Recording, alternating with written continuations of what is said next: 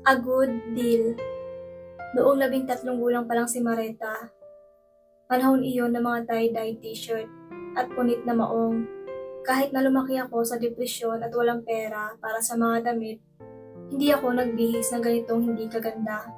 Isang araw, nakita ko siya sa labas ng driveway, na hinihimas ang laylayan ng bago niyang maong na may dumi at bato.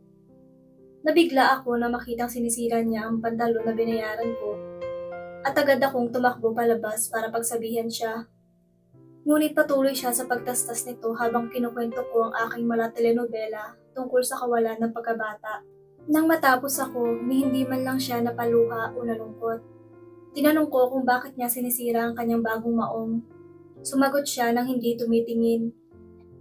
Hindi ka maaari magsuot ng bago. Bakit hindi? Basta hindi maaari. Kaya sinisira ko ito para magmukhang luma. Ang kanyang di maintindihang katuwiran. Paano magiging estilo ang pagkasira ng mga bagong damit? Tuwing umaga, pagpapaalis na siya papunta sa paaralan, ay tinititigan ko siya at napapabuntong hininga. Ganyan ang itsura ng anak ko. Doon siya nakatayo at suot ang lumang t-shirt ng kanyang ama, na nakatali na may malaking asul na batik at guhitan. Mukhang parang basahan, naisip ko. At iyong mga maong na napakababa. Kung isusuot ay nakakatakot, baka kung huminga siya ng malalim, mahuhulog ang mga iyon sa likuran niya. Pero saan sila pupunta?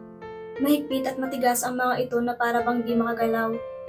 Ang pagtastas ng laylayan sa ilalim, na gawa ng mga bato, ay may kuwerdas na nakaladkad sa likuran, habang siya ay naglalakad.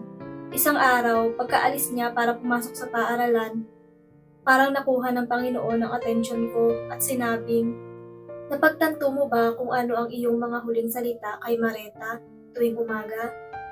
Ganyan ang itsura ng anak ko. Pagdating niya sa paaralan, ay pinag-uusapan ng kanyang mga kaibigan ang kanilang mga makalumang ina na nagrereklamo sa lahat ng oras. Nakikita niya ang iyong patuloy na mga komento upang i-share iyon sa kanyang mga kaibigan. Nasubukan mo na bang tignan ang iba pang mga batang babae sa junior high? Bakit hindi mo sila bigyan ng isang suliyap? Nagmaneho ako para sunduin siya noong araw na iyon, at napagmasdan na marami sa iba pang mga babae ang mukhang mas malala. Habang pauwi ay nabanggit ko kung paano ako nag-overreact sa pagsira niya ng jeans niya. Nag-alok ako ng kompromiso.